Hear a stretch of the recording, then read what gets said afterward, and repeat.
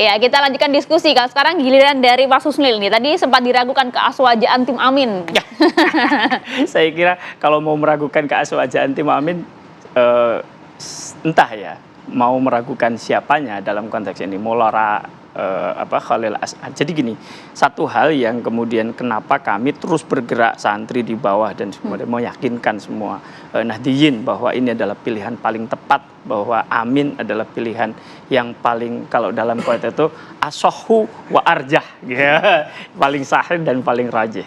Itu karena memang di satu sisi kalau yang lain itu kan mungkin ya dalam konteks itu dipersatukan oleh elit, tetapi kami itu dipersatukan oleh langit. Itu Lora Khalil As'ad, Gus Badawi, Kudus, Mbah Amin Cilacap dan yang lainnya itu memberikan isyarat-isyarat itu. Makanya ketika terjadi koalisi itu hanya 2 hari. Karena apa? Karena memang semuanya sudah ke sana.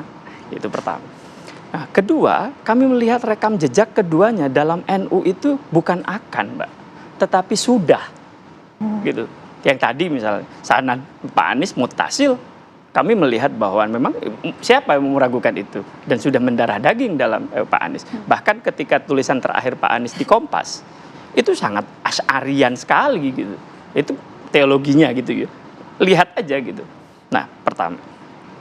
Yang kedua, jadi rekam jejak Pak Anies di DKI Jakarta, Pak, itu semenjak Pak Anies kan dulu tidak ada yang memberikan perhatian yang sangat intens kepada santri kecuali pada periode Pak Anies, yaitu diantaranya dengan memberikan beasiswa. Beasiswa kepada santri, siswa madrasah itu Pak Anies. Terus kemudian bagaimana beliau merawat hubungan dengan PWNU, bagaimana merawat musola, bagaimana merawat para tamir masjid dan sebagainya. Itu bagian dan yang paling utama dulu ada sekali. Dulu ini isu yang terus bergulir ke kita nih, bahwa ini pantas ya, Mas Anies pilih Mas Husnil. Juru bicara NU yang jadi gini, 02 juga program-program santrinya banyak juga loh, jangan salah loh. Iya, tapi kita juga, Pak, ini dulu itu pas DKI, itu kita diduga bahwa akan terjadi syariahisasi Jakarta. Itu hoax. Bahkan dulu disebarkan oleh ada yang profesor dan sebagainya. Itu hoax. Dan mereka bilang kalau Pak Anies jadi Jakarta nggak bakalan ada tahlil, nggak bakalan ada maulid. Enggak, semuanya 5 tahun Pak Anies di Jakarta, maulid makin sering gitu ya, di BAI, di setiap Jumat. Ini kalau lihat aja sekarang nggak usah banyak-banyak, setiap malam Jumat nih, lihat aja ke pinggir-pinggiran tuh kota Jakarta, sering tuh ada tarhim, ada apa? Artinya apa? Aman NU di DKI, makanya 69% Nahdliyin Jakarta itu milih Pak Anies. Oke, silakan Cak Ali ditanggapi.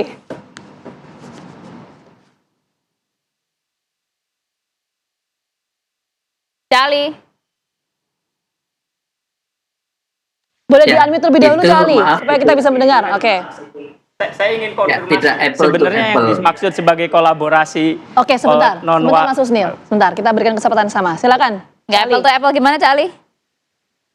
Tidak apple to apple kalau membandingkan case pemilihan DKI dengan pemilihan nasional. Spektrumnya berbeda.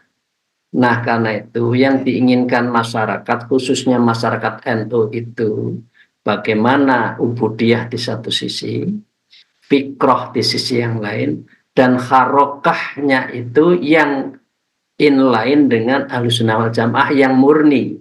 Tidak ada sesuatu pandangan-pandangan yang diseden dengan Ahlussunnah. Saya tidak ingin menyebut, nanti akan menjadi polemik ya. Maka itu semua ada di 02. Rasa aman, rasa nyaman, belum lagi program, misalkan semuanya ya, kembali lagi diskusinya kan dana abadi pesantren, kalau saya tambah dengan ekonomi dan kemandirian ekonomi pesantren, satu. Yang kedua, Mas Husnil dan Bapak Ibu sekalian, mengapa 02 lebih jadi pilihan untuk bagi masyarakat NU 49 itu dilihat dari 3. Yang satu ya, yang pertama adalah bahwa spektrum secara umum warga NU itu lebih mengidentifikasikan baik struktural maupun kultural itu kepada Pak Prabowo, Mas Gibran. Maaf, dengan segala hormat, Gus Dur sendiri mengatakan Pak Prabowo itu yang paling ikhlas, tidak memules macam-macam, bahkan dibully pun senyum, walaupun menahan karena beliau manusia. Satu. Yang kedua adalah sejarah akar bahwa Indonesia itu ahli sunnah wal jamaah. Sampai ada komite Hijaz yang dipimpin oleh Kiai Wahab Hasbullah yang menghendaki agar situs-situs al-sunnah para keluarga Nabi di Mekah, Madinah itu jangan dihancurkan. Nah, artinya nyari yang tidak menghalangi al-sunnah wal jamaah. Islamnya wasatiyah, Islamnya yang rahmat alamin, tidak melakukan kekerasan dan mempunyai latar belakang yang terorientasikan pada kekerasan atas nama agama. Ini yang bisa memberi aman itu di 02. Itulah mengapa orang itu lebih banyak mengidentifikasi, kalau begitu saya 02 di tingkat grassroots. Belum lagi struktural yang disebutkan.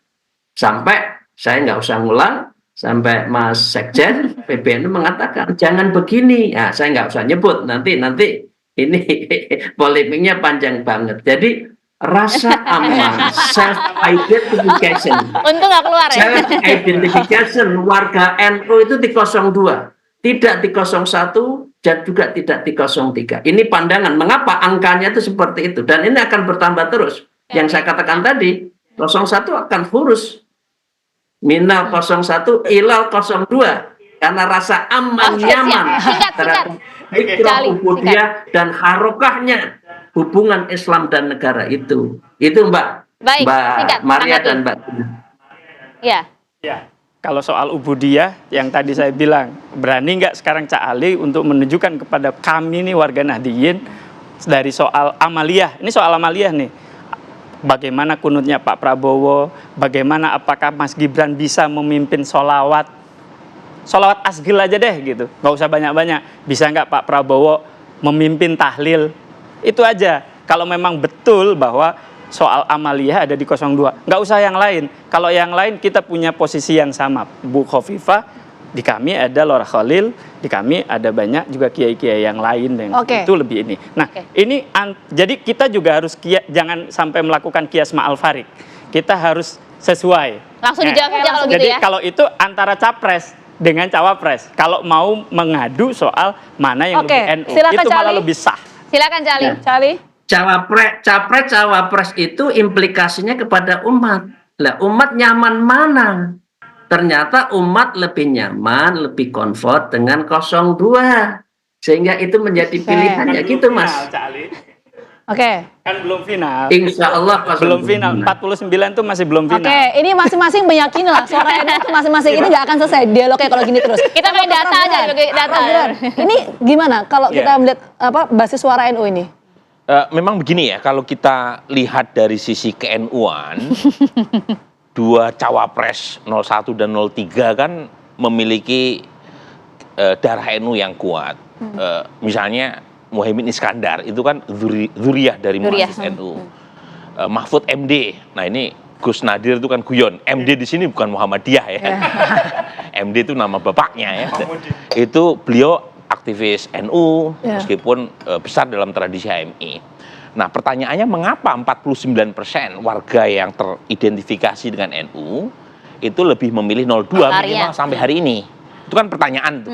Sementara dibanding dengan Muhaimin Iskandar atau Mahfud MD, itu mungkin Pak Prabowo sama Mas Gibran tidak punya hubungan struktural atau tradisi NU yang secara terang-benderang kan? Itu kenapa? Nah, ini pertanyaan itu yang ingin saya jawab. Nah, pertama, memang responden yang merasa dekat dengan NU itu luas, bukan sekedar yang aktif di NU seperti Mas Husnil atau yang lain. Ini mereka yang merasa dekat dengan NU. Nah, pertanyaannya mengapa? Ya, bagaimana kedekatan itu bisa terlihat? Pak Prabowo 2 kali pilpres itu menang di basis-basis NU yang relatif konservatif di Madura, di Tapal Kuda. Jadi Pak Prabowo punya jejak yang panjang di daerah situ. Sementara Pak Jokowi itu punya hubungan yang sangat kuat secara emosional dengan warga NU, terutama yang tinggal di daerah Mataraman, kemudian Arek, Santri, Jawa Tengah, Pantura maupun bagian selatan.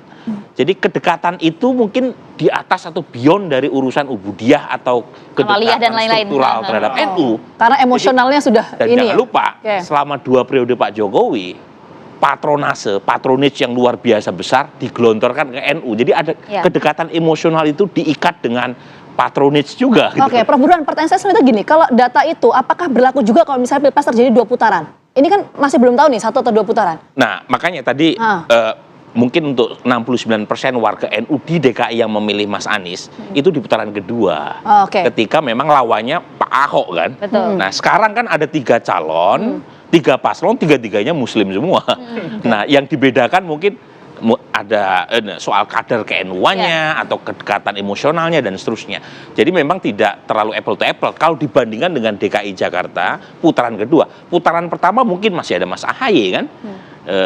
Tapi poin saya adalah untuk putaran kedua nanti kalau misalnya tidak terjadi satu putaran, Suara NU ini kemungkinan besar NU tetap akan terbelah. Tidak NU tetap ada akan yang terbelah. suara NU 100%. Tidak ada yang mutlak begitu ya? Makanya saya Karena berharap sejarahnya begitu. Pengurus NU itu harus menjadi wadah buat semuanya. Karena bagaimanapun ya NU ini punya aspirasi politik yang beragam dan keberagaman itu harus disantuni oleh pengurus NU. Nah itu dia. Dan sekarang memang masing-masing tim pemenangan juga masih terus bergerak nih. Bergerak. Jadi datanya ditunggu nanti Mas Burhan ya. Baik, terima kasih banyak Mas Burhan. Mas Suli terima kasih banyak. Terima kasih terima juga kasih. Cali. Waktunya terima kasih di Apa Kabar Indonesia Terima Pagi. kasih. Makasih. Salam Saya sehat untuk Kinang, Anda. Assalamualaikum. Prof Burhan dan Mas Husnil. Terima kasih. Oke.